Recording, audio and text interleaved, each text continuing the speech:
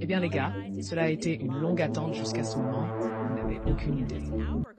Il y a juste une heure, notre nouveau site web, cannysowens.com, que nous avons lancé en partie pour pouvoir diffuser ce type de contenu en direct, a subi une attaque DDoS très agressive de la France juste la semaine dernière. D'ailleurs, les médias ont essayé de m'associer à un tireur en milieu scolaire. Je ne plaisante pas, presque ce dernier recours pathétique, cette attaque DDoS sur mon caractère, envoyée à travers le monde. Et bien sûr, il y a la menace légale qui est arrivée pour moi de l'Élysée. Je pense que ma question est peu importe. De quoi tout le monde a-t-il si peur? Cela ne peut certainement pas être un mensonge qui a justifié ce type de panique. Bienvenue enfin à une série incroyable que nous avons organisée pour vous ici sur Candace à l'étranger, les amis. Donc cet épisode a vraiment pour but d'être juste une introduction pour introduire vraiment les anglophones à ce qui se passe en France.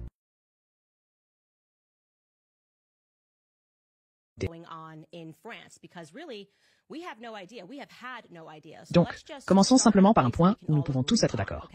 D'accord. Recevoir une lettre légale d'un président en exercice d'un pays étranger est extraordinaire. Tellement extraordinaire que cela ne s'est peut-être jamais produit auparavant dans l'histoire de l'humanité. D'accord? Il y a un an, quand j'ai dit que je mettrais en jeu toute ma carrière professionnelle sur le fait que Brigitte Macron, l'actuelle première dame de France, était née homme, il y avait beaucoup de gens, bien sûr, qui ne me croyaient pas, parce que ça semble fou. Mais même ces gens-là, grâce à la lettre fortement formulée d'Emmanuel Macron, qu'il a demandé à son équipe juridique de rédiger et de me demander de ne pas publier, commencent maintenant à y prêter un peu d'attention. Prenez ce commentaire du youtubeur canadien populaire et avocat qui se fait appeler Viva Frey. Il a écrit ceci sous l'épisode. Concernant cette lettre, j'étais très sceptique au début que Brigitte était un homme. Mais je vous le dis, les avocats de Macron commencent vraiment à me convaincre, juridiquement parlant. C'était un geste incroyablement stupide, ce qu'ils ont fait, d'accord? En refusant de simplement déclarer que Brigitte Macron, l'actuelle première dame de France, était bien née femme. Ils ont utilisé toutes sortes de langages rusés pour suggérer qu'ils pourraient me poursuivre en diffamation pour de petites erreurs que j'ai faites dans mon reportage. D'accord? Essentiellement, ils n'abordaient pas le fond de l'affirmation. Brigitte Macron était née biologiquement un homme, mais attaquait plutôt des choses, comme vous avez dit dans un rapport précédent, une photo de la communion de Brigitte a été recolorisée. C'est faux. Ce reportage a causé à Brigitte une angoisse mentale. D'accord? Mais comme je l'ai dit, leurs avocats ont commis une erreur critique, car pour prouver la diffamation, il faut prouver que quelqu'un a agi avec un mépris imprudent pour la vérité, qu'ils connaissaient la vérité et qu'ils ont pris la décision de ne pas la publier. Au lieu de cela, ils voulaient juste publier des mensonges. Ce qui est quelque chose que si vous regardez cette émission, vous savez que je ne fais pas, je ne m'y engage pas, tout le contraire. Donc, en m'envoyant une lettre légale, ils ont involontairement fourni moi avec une ligne directe, un lien direct pour poser à Brigitte Macron et Emmanuel Macron des questions précises. Ils ne peuvent pas faire semblant de ne pas avoir vu nos questions. D'accord? La majorité des questions que nous avons posées étaient simplement des questions oui ou non. Ce sont les réponses que nous avions besoin avec la promesse que nous leur avons faite, que si elles répondaient aux questions, nous rapporterions entièrement les faits. Donc je veux vous montrer certaines de ces 21 questions très simples que nous avons posées à Brigitte Macron afin que nous puissions utiliser notre plateforme pour mettre fin à son angoisse mentale. D'accord, nous avons demandé, la petite fille sur la photo de communion est-elle, prétendument de 1963, la Brigitte Macron qui est actuellement mariée au président Macron? Brigitte Macron a-t-elle jamais utilisé le nom Véronique? Pouvez-vous rendre compte de tous les enfants de la photographie de la famille Amiens et de leur localisation actuelle? Brigitte Macron a-t-elle physiquement donné naissance à 3 enfants? Ce sont des questions faciles, les gars. Est-ce que Brigitte Macron est la même personne figurant sur la photographie du mariage Osier? Brigitte Macron a-t-elle jamais eu une relation avec Véronique Drew? Pourriez-vous fournir des photographies de Brigitte Macron dans les années 1970? Pourriez-vous? Vous pourriez fournir des photos scolaires de Jean-Michel Trognot, une personne qu'il prétend être son frère, et Brigitte Trognot, de préférence ensemble. Quand Brigitte Macron a-t-elle rencontré le président Macron pour la première fois et dans quelles circonstances? Quels étaient leurs âges respectifs lorsqu'ils se sont rencontrés? Est-ce que les Macron ont eu une relation physique intime avant que le président Macron ait 18 ans? Et si oui, à quel âge la relation a-t-elle commencé? Vos clients ont-ils tenté de corriger la version française de Wikipédia qui indique que Brigitte Macron? Concernant Brigitte Macron, citation, « La différence d'âge de plus de 24 ans entre les deux amants cause un scandale dans la famille Trogneux, d'autant que leur relation pourrait entrer dans le cadre de l'article 227-27 du Code pénal, qui établit l'infraction d'agression sexuelle pour un délit mineur. » Vos clients ont-ils engagé des poursuites contre le lobby international de la pédophilie et de l'émancipation des enfants, qui cite la relation de Macron dans sa publication Positive Memories, sur une liste de, je cite, « relations d'amour positives, de relations avec des enfants ». Comme je l'ai dit, ce sont des questions assez simples. Si vous êtes une personne et que vous traversez une détresse mentale parce que les gens parlent de vous comme étant né de sexe masculin biologique, ne vous précipiteriez-vous pas pour répondre à ces questions? Oui. Eh bien, apparemment, ils n'étaient simplement pas assez tourmentés pour se cacher. Ils étaient suffisamment tourmentés pour engager et payer un cabinet d'avocats américain à Washington, D.C. pour nous envoyer une menace de 100 pages. Mais ils n'étaient simplement pas assez tourmentés ou ne pouvaient pas rassembler l'énergie pour répondre à 21 questions de base pour mettre fin au scandale. Nous n'avons pas reçu de réponse de leur part parce que nous savions que nous ne recevrions pas de réponse de leur part parce que, eh bien, ils mentent. Ils, en fait, mentent au public sur l'identité passée de Brigitte Macron. Et un procès nous aurait donné l'occasion de le prouver via une citation à comparaître. Le pouvoir. L'Amérique n'est pas la France, et l'État du Tennessee n'est certainement pas Paris. Alors laissez-moi vous dire pourquoi cette histoire est importante dans le monde entier, d'accord? Parce que ce n'est pas seulement quelque chose qui impacte l'Europe. Cela a des implications internationales. Par exemple, la perquisition sans précédent chez Donald Trump à Mar-a-Lago concernant des documents qu'il avait pris de la Maison-Blanche. Vous vous souvenez de cela, n'est-ce pas? Regardez ce titre qui était. Dans le Guardian, Trump se vantait d'avoir des renseignements sur la vie sexuelle de Macron. L'inventaire de ce qui a été saisi à Mar-a-Lago a provoqué une panique transatlantique entre Paris et Washington. Pardon? Quoi? Qu'aurait-il pu découvrir sur la vie sexuelle d'Emmanuel Macron qui aurait provoqué une panique transatlantique? Panique. Voici un gros titre de Rolling Stone à ce sujet. Il dit « Trump s'est vanté d'avoir, je cite, des renseignements sur la vie sexuelle de Macron. Le FBI a saisi un document avec des infos sur le président français lors de la perquisition à Mar-a-Lago qui pousse les responsables des deux pays à chercher des réponses. » Oh d'accord. Pourquoi seriez-vous stressé en tant que président? Quels étaient vos goûts? Et voici un extrait de cet article de Rolling Stone. Parce que c'est vraiment incroyable. La plupart des gens ne s'en souviennent pas. D'accord, il dit. Puis bien sûr, la simple révélation de son existence a déclenché une panique transatlantique, selon deux autres sources familières avec la situation. Et les propos antérieurs de Trump sur les prétendues manières coquines de Macron, qui, je cite, pas beaucoup de gens connaissent, n'ont fait qu'intensifier ses préoccupations. Les responsables français et américains ont travaillé pour comprendre précisément ce que Trump avait sur Macron et le gouvernement français, et si quelque chose de cela était de nature sensible. Les sources ont dit que les responsables des deux nations voulaient savoir si cette découverte signifiait une espèce de violation de la sécurité nationale, ou si cela équivalait à un souvenir volé mais futile. Oh d'accord, vous ne seriez pas en train de paniquer, à moins qu'il y ait quelque chose qui vaille la peine de paniquer et que Trump ait réellement des renseignements qui pourraient tout gâcher. Maintenant, je peux vous rappeler les fameux Jeux olympiques d'été de 2024. Oui, juste l'année dernière, où le monde entier a regardé des drag queens porter la torche olympique et réaliser la cérémonie d'ouverture. Les Macron, selon moi, ont explicitement menti dans leur lettre légale à mon égard lorsqu'ils ont dit que ce n'était pas une imitation de la scène. Ils ont dit que ce n'était pas satanique. D'accord, le voici. Voici une comparaison côte à côte, car en explorant cette série, vous allez voir de ne pas croire vos propres yeux est un ordre répété. Macron instruction. D'accord. Il y a une scène sur la gauche, la scène de Léonard de Vinci. La scène. Okay, but even if you really didn't want to believe your own eyes, it would be reasonable to assume that we could at least believe the people who performed in the ceremony, right?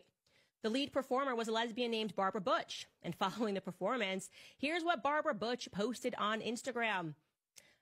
She wrote, oh yes, the new gay testament with an LGBTQ flag and a fist bump. And she tagged some other people in her community. Yeah, that would register to most people as satanic, an inversion of the New Testament. But after the backlash and after the producers of the Olympics had already confessed to Page Six that it was supposed to be Leonardo da Vinci's Last Supper, they attempted to backtrack and backpedal and officially claim that actually it was a pagan feast that they were mimicking. But what escaped the public at large was the fact that Thomas Joly, that was the artistic director of the performance, was handpicked to put this ceremony on in the presence of none other than First Lady Brigitte Macron, who went to see him back in 2022 at the premiere of his musical Starmania, which he produced. Emmanuel Macron, according to The Spectator at least, then personally ordered Joly to outdo the London Olympics. So I want you guys to make no mistake, both he and his quote-unquote wife were both intimately involved with the ceremony. As we unpack the story of Brigitte and Emmanuel, you are going to notice some strange recurring themes. That scandals related to pedophilia and transgenderism, incest, and sexual perversion just keep accidentally following them wherever they go. Parking aside the fact that even if you believed that Brigitte Macron was a woman, and I'm telling you she isn't, and you won't believe that by the time that we're done with this series, you would have to accept that her love story with Emmanuel Macron is completely unpalatable, okay? It begins when she was a 39-year-old drama teacher at La Providence School, and she saw a 14-year-old boy, Emmanuel Macron, perform in a play, and that was it. That just completely swept her off her feet. Okay, apparently a love story for the ages. By the way, that was one of many first red flags for me. A 14-year-old boy and a 39-year-old woman. I'm sorry, this is not a thing. Okay, I'm 35. Do you know what a 14-year-old boy looks like? Boys don't even complete puberty until they're about 16 years old. There's nothing manly, nothing attractive. They look like children. That's what they look like. They look like children. Boys mature at a slower pace than girls mature. Even when you hear the stories of a woman and they call her a cougar, they don't go after 14-year-old boys. They like a young Brad Pitt from Troy looking guy in his early 20s, okay? Not a 14-year-old boy. So that registered to me as remarkably strange. I don't know, truly, I can't even think of a cultural example of a woman who was in her mid-30s, about to turn 40, that found a 14-year-old boy attractive. You guys can help me find one, okay? So once the couple moved into Élysée Palace, that's the French White House, weird scandals began to follow them. For example, for whatever reason, it became known to the public that Brigitte Macron, who fancies herself something of a designer, wanted to install an erect penis with golden balls to become the new spire for the Notre Dame Cathedral. Yes, you heard me correct. Here is a headline in the Daily Mail to back that up. Brigitte Macron backed an erect phallus with golden balls as the new spire for the Notre Dame Cathedral, France's former culture minister claims. This is not a conspiracy. The former Minister of Culture was Roselyne Bachelot. She openly admitted that Brigitte Macron adversed her modern designs in January of 2021. That's a theme. Brigitte likes freaky art. That's just what she's into. Just like when they moved into the Élysée Palace, she got right to work redesigning things that had meaning to her. Art has meaning.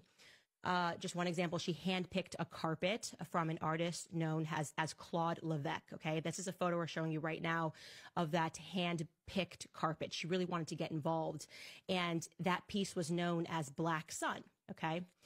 Regarding Claude Levesque, people started pointing out that there were a lot of pedophile undertones in his work, a work of a man that through various commissions has sort of become this quasi-official artist of the French Republic.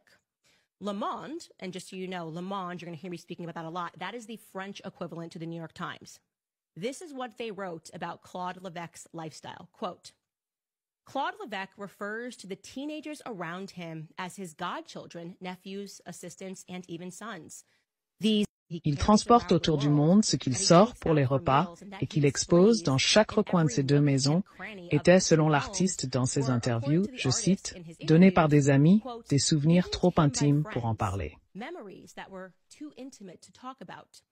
Son obsession pour le monde de l'enfance est vue comme une sublimation artistique, le fantasme de quelqu'un qui est bien plus à l'aise avec les enfants qu'avec le monde des adultes. L'artiste visuel décrit ses goûts sexuels et ses relations avec de jeunes garçons comme, je cite, liés à la pensée libertaire et au mouvement punk. Si vous regardez de près, des allusions à ces relations interdites se retrouvent dans toute son œuvre.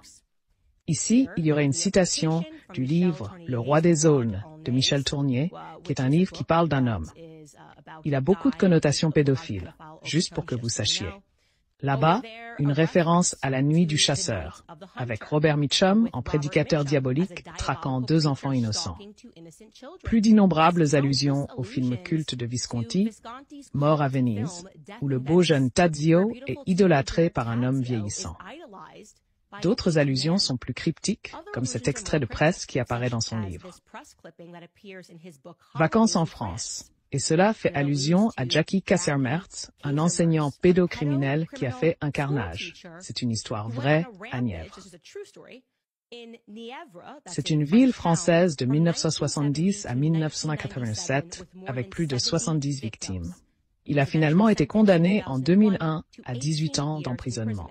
C'est le genre de choses que Claude Levesque aime mettre dans son travail et dans ses livres. Allusion à la pédophilie. Donc, vous allez être un peu choqués maintenant d'apprendre que Brigitte Macron a finalement dû retirer son tapis du bureau. Vous voyez, il y a une photo de Macron assis sur son tapis et ils ont dû l'enlever en 2021 parce que l'attraction pour son œuvre d'art est devenue un peu embarrassante lorsque plusieurs procédures judiciaires ont débuté contre Claude Levesque pour viol sur mineur. Cela a été révélé en 2021. Et ironiquement, en 2023, l'artiste Claude Levesque a été inculpé pour le viol de mineurs lorsque 2 frères de cette petite ville de Nièvre ont déclaré qu'ils avaient été agressés sexuellement quand ils étaient adolescents par lui. Mais sans aucun doute, les gars, c'est juste une autre erreur. C'est probablement juste une erreur de Brigitte. Et Emmanuel Macron, qui savait que l'artiste qui continuait à inclure des éléments pédophiles dans son art, allait en fait être accusé de viol sur un mineur, n'est-ce pas? C'est fou. Je devrais vous mentionner maintenant, au fait, qu'Emmanuel Macron, qui a été d'abord inauguré en mai 2017, a fait réaliser son portrait présidentiel. D'accord, c'est tout? Et il a choisi un livre intéressant à inclure en arrière-plan, un livre d'un auteur connu sous le nom d'André Gide, un pédéraste autoproclamé. D'accord? Maintenant, un pédéraste, si vous n'êtes pas familier avec ce terme, selon Merriam-Webster, est un homme qui s'engage dans une activité sexuelle avec un jeune garçon. D'accord? Si vous vous demandez comment cela diffère de la pédophilie, la réponse est que les pédérastes sont des hommes adultes spécifiquement, qui s'intéressent seulement aux petits garçons spécifiquement. Donc, cela n'inclut pas les filles. Les pédophiles peuvent s'intéresser aux deux tant qu'ils sont mineurs. Ainsi, André Gide était un pédéraste autoproclamé. Il s'intéressait aux petits garçons. Quel livre Emmanuel Macron a-t-il choisi pour son portrait? Un livre de André Gide intitulé Les fruits de la terre. En anglais, d'accord? En français, c'est les nourritures terrestres. Pardonnez ma terrible prononciation. Donc c'est lui. Lui. C'est le livre qu'il a choisi. Si vous demandez de quoi il s'agit, le livre parle de comment vous devriez fuir votre famille, comment vous devriez fuir les règles. L'œuvre de Gide était autobiographique dans son contenu. D'accord? Il inspirait une jeune génération de garçons à fuir la tradition parce qu'il l'a fait. Il sentait qu'il avait fait cela quand, à l'âge adulte, il est allé en Algérie, qui était alors une colonie française, pour avoir des expériences sexuelles avec des garçons musulmans. Donc en 1884, quand il avait 24 ou 25 ans, il a voyagé en Afrique du Nord. Il a rencontré Oscar Wilde et Oscar, l'amant homosexuel de Wilde, Lord Alfred Davis. Ce sont des élites, soyons clairs. Nous parlons d'élites. Et puis, il est revenu à son pays, la France, et il a senti qu'il avait vécu un éveil sexuel. Il a accepté son homosexualité et il a embrassé ses penchants, disant non aux conventions étouffantes qui lui disaient que non, vous ne devriez pas avoir et être attiré par des petits garçons. D'accord? Maintenant, je suis en fait familier avec André Gide parce que j'ai été forcé de lire son livre L'immoraliste à l'université.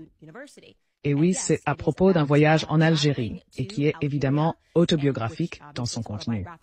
Il a admis qu'il a fait ce voyage en Algérie et c'est à propos avec des petits garçons musulmans. C'est de ça que parlait le livre, d'accord? Maintenant, au cas où vous penseriez rationnellement, jouons sur les deux tableaux, d'accord? Peut-être qu'Emmanuel Macron ne savait pas que le livre était là. Peut-être que c'était juste un assistant idiot qui l'a pris. Qui sait pourquoi il serait dans l'heure, comme le bureau ovale. Mais peut-être que c'était juste quelqu'un qui l'a pris et l'a mis là. Non, Vous auriez tort de penser cela. Alors arrêtez de penser cela, d'accord? Emmanuel Macron n'a jamais caché son affection pour André Gide. Il en a parlé plusieurs fois, d'accord? Il a même donné une interview à un critique littéraire, Jérôme Garçon. Et Macron a dit ceci. Il a dit, et je cite, « Gide me montre le chemin qui mène du cérébral à la sensualité débordante. » D'accord? Maintenant, vous voyez, il y avait juste un journaliste que j'ai pu trouver qui avait le courage de critiquer avec agressivité le choix de livre du président dans son portrait. Et le nom de ce journaliste est Hélène Devic. Bien, voici ce qu'elle a dit. Je vais lire sa citation ici. Elle a dit que pour André Gide, dire quelle maladresse et quelle erreur sont inconcevables dans un cadre conçu pour rester dans l'iconographie historique du pays. Inévitablement, quelqu'un dans l'entourage présidentiel, si ce n'est le chef de l'État lui-même, a lu le livre d'André Gide autobiographie, Si le grand ne mord, où il raconte l'histoire du petit Mohamed. Il a écrit, je cite, « Combien il était beau était, à moitié nu sous ses haillons, noir et mince comme un démon. » L'écrivain admire la finesse du corps de cet enfant, la grâce de ses jambes nues dépassant de sous son pantalon, ample pantalon. Il décrit comment il sodomise l'enfant à son propre épuisement. 2 ans plus tard, il regarde son ami Daniel sodomiser Mahomet, maintenant adolescent. Quel message a-t-il le jeune et fringant président de la République française envoie-t-il? Qui, avec cette photo affichée sur les murs maintenant des mairies scolaires, que devons-nous comprendre? Que les criminels pédophiles peuvent dormir tranquilles. Question fantastique, Hélène. Que devons-nous comprendre du fait que André Gide est encore enseigné d'ailleurs dans les salles de classe américaines et qu'il a reçu à titre posthume le prix Nobel de littérature? Je suppose que nous devons juste comprendre. Oupsie, n'est-ce pas? Encore oupsie. Pour le couple Macron, cela continue de se produire. Ensuite, il y a le cas d'Olivier Duhamel, qui est un ancien membre français du Parlement européen. Courtier de pouvoir incroyable. Tout en haut, ça ne va pas plus haut que ça. Il est au sommet de la pyramide des élitistes français et l'un des premiers à soutenir Emmanuel Macron. Quand vous lisez des histoires à son sujet, il est tellement puissant que dans ces clubs d'élite où vous êtes obligé de porter une cravate, c'est le type qui peut entrer et qui n'a pas besoin de respecter le code vestimentaire. D'accord. Alors il a soutenu Emmanuel Macron immédiatement, a assisté à plusieurs réunions de campagne et transmettait des notes à Macron. Et quand Macron s'est qualifié pour le second tour de l'élection présidentielle, il a fêté à côté de Macron dans un restaurant appelé La Rotonde. Et après la victoire d'Emmanuel Macron, il a utilisé son magazine qui s'appelle Pouvoir pour comparer Emmanuel Macron au général Charles de Gaulle. Donc encore une fois, ce magazine est propriété d'Olivier Duhamel. Il faisait juste la presse et la propagande sur à quel point Emmanuel Macron était incroyable, le défendant contre toute critique des médias. Olivier Duhamel se vantait aussi ouvertement de ses rencontres au Palais de l'Élysée. Et il a également été rapporté dans Paris Match qu'il donnait à Emmanuel Macron des conseils sur comment gérer les scandales publics, en particulier celui qui impliquait le chef adjoint du cabinet de Macron, un gars nommé Alexandre Benalla. En été 2018, Dumas était également présent à un déjeuner où Brigitte Macron a choisi à la main le Premier ministre de Macron. Encore une fois, nous allons entrer dans le détail. Brigitte Macron choisissant à la main le Premier ministre. Pourquoi était-ce Brigitte qui a amené le public à se poser des questions sur ce que Brigitte et Duhamel avaient en commun? Comment ils se connaissaient? Donc, je dois imaginer que pour Emmanuel Macron, cela est vraiment apparu comme un autre faux pas pour le couple quand, en janvier 2021, la belle-fille d'Olivier Duhamel, une femme nommée Camille Kouchner, a publié un livre et a publiquement accusé de l'avoir abusé sexuellement son frère jumeau Antoine Kouchner quand il avait 13 ou 14 ans.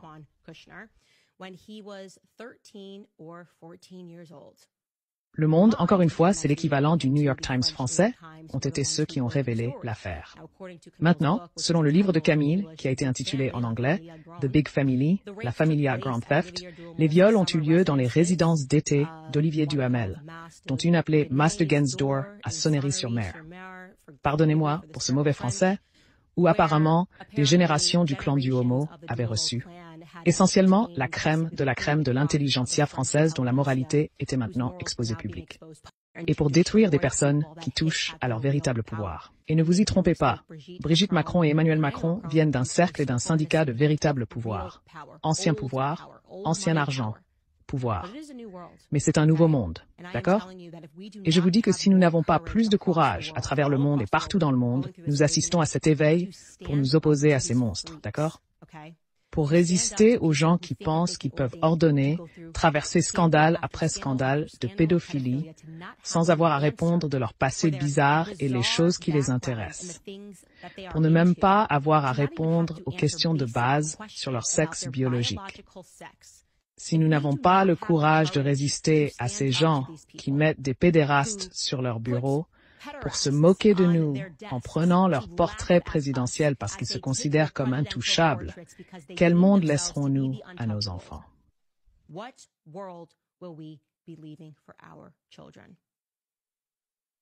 J'ai maintenant 3 fils. Et donc je le dis et je le pense vraiment que j'espère vraiment qu'ils déposeront cette plainte. J'espère vraiment que Brigitte Macron se donne l'audace de se rendre dans le grand État du Tennessee avec toutes ses pensées perverses sur les petits garçons.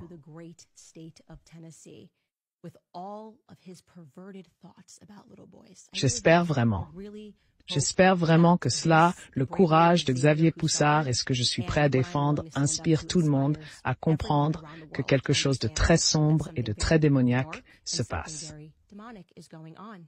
Et nous n'avons même pas abordé l'histoire de Brigitte Macron, qui est réellement Brigitte Macron. Qu'est-ce que Xavier Poussard a découvert à propos de Brigitte Macron? Pourquoi est-ce que Xavier Poussard, qui a été au tribunal essayant d'obtenir des documents de ces personnes, et même lorsqu'il gagne les procès, il ne peut toujours pas obtenir une photo qui lui soit remise de Brigitte Macron? Alors Trogno à l'école à Amiens. Nous n'avons pas de photo de classe de la première dame, nous ne pouvons pas mettre la main dessus. Pourquoi elle ne peut pas obtenir? Pourquoi Xavier Poussard ne peut-il pas mettre la main sur le prétendu frère de Brigitte Macron, dont je crois que Brigitte Macron est? Pourquoi ne pouvons-nous pas mettre la main sur le dossier militaire de Jean-Michel Trogno, enregistrement? C'est totalement fou. Et comme je l'ai dit, ce que je vous ai dit aujourd'hui n'est que la partie émergée de l'iceberg. Cela va devenir tellement plus sombre et cela va devenir tellement plus profond. Et leur implication, encore une fois, dans ces thèmes récurrents de pédophilie, pédéraste, pédérastie, inceste, mensonge, et essayer de brutaliser les gens par le biais de la cour, vous ne cesserez jamais de le voir. Et donc, mesdames et messieurs, j'espère que cela a rendu clair pour le monde anglophone pourquoi c'est important. Je vous dis qu'à travers le monde entier, nous commençons à nous réveiller à cela. Et je ne serai certainement pas la personne qui recule devant ce combat. Je pense que les jeunes générations, nous sommes prêtes pour que l'ancienne garde fasse place et permette qu'il y ait une vraie lumière dans ce monde. Très bien, les amis, je vais lire certains de vos commentaires. Je tiens d'abord à vous parler, évidemment, de ces textes DDoS. Je sais que certains d'entre vous n'arrivent pas à accéder à leur compte. On reçoit des mises à jour. Ça devrait être résolu d'ici quelques heures. Nous pensons que lorsque nous avons initialement annoncé cette série, nous avions dit qu'elle serait uniquement sur CandaceOwens.com, donc ils ont attendu 1 heure avant de commencer à attaquer le site. Et nous allons riposter. Nous avons pu voir toutes ces requêtes DNS, beaucoup venant de France. Et au fait, les gars, si vous voulez soutenir notre pureté, pour l'instant, après avoir reçu la lettre de Macron, et à cause des choses que nous savons sur leur réseau, et des choses qui se passent, comme je l'ai dit à chaque journaliste qui a essayé de sortir ça, nous prenons cela au sérieux. Mais sachez aussi qu'à la fin de la journée, ce n'est pas entre les mains de la sécurité, c'est entre les mains de Dieu. Et donc nous demandons simplement à tout le monde, que vous croyez ou non, de simplement prier. Comme vous savez, je pense que nous ressentons tous cet éveil mondial. Et ce que les Macron craignaient clairement était que je présente tout cela au public. Et comme je l'ai dit, vous devriez vous demander pourquoi c'est la première fois que vous entendez ça. Pourquoi c'est la première fois que vous entendez cela? Mais plutôt, vous avez entendu toute l'année dernière que j'étais comme un fou Adolf Hitler, un soutien de la tuerie dans les écoles. Je veux dire, comme c'est tout. Ils s'en prennent aux gens qui essayent de dire la vérité et ils protègent ceux qui ont beaucoup à cacher. Et donc, encore une fois, je demande simplement, si vous voulez soutenir notre travail, veuillez aller sur Cannes. Signez-le.